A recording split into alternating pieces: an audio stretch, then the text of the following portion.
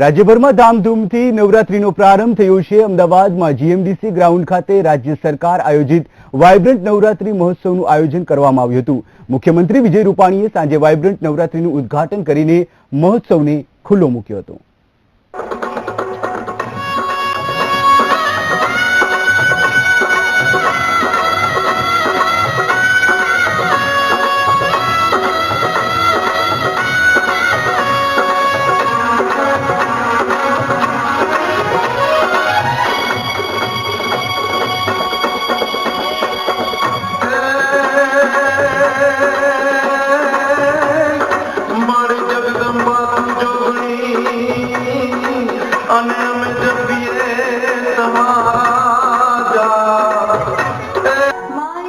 દર વર્ષે જેમ આ વખતે પણ અમદાવાદના જીએમડીસી ગ્રાઉન્ડમાં વાઇબ્રન્ટ નવરાત્રીનો પ્રારંભ પૂરજોશમાં કરવામાં આવ્યો છે।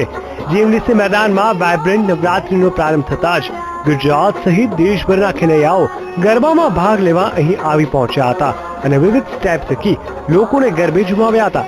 આ પ્રસંગે સીએમ વિજય રૂપાણી સહિત ડેપ્યુટી સીએમ નીતિન પટેલ, વિધાનસભા અધ્યક્ષ રમણલાલ વોરા સહિતના મહાનુભાવોએ પણ અહીં ખાસ હાજરી આપી હતી। સાથે જ આ પ્રસંગે અમદાવાદમાં યોજાનાર ઇન્ટરનેશનલ કબડ્ડી ટુર્નામેન્ટની તમામ ટીમો પણ ઉપસ્થિત રહી હતી। દેશમાં ચાલી રહેલી આતંકી પ્રવૃત્તિને ધ્યાને લઈને પોલીસ દ્વારા ખાસ ઉચ્ચ બંદોબસ્ત ગોઠવી દેવામાં આવ્યો છે, જેને પગલે વધુ પોલીસકર્મી બંદોબસ્તમાં ગોઠવી દેવામાં આવ્યા હતા। અહીં 35થી વધુ સીસીટીવી કેમેરાની બાજ નજર રહેશે તો ગોળીસવાર પોલીસની પણ એક ખાસ ટુકડી તૈનાત કરવામાં આવી છે।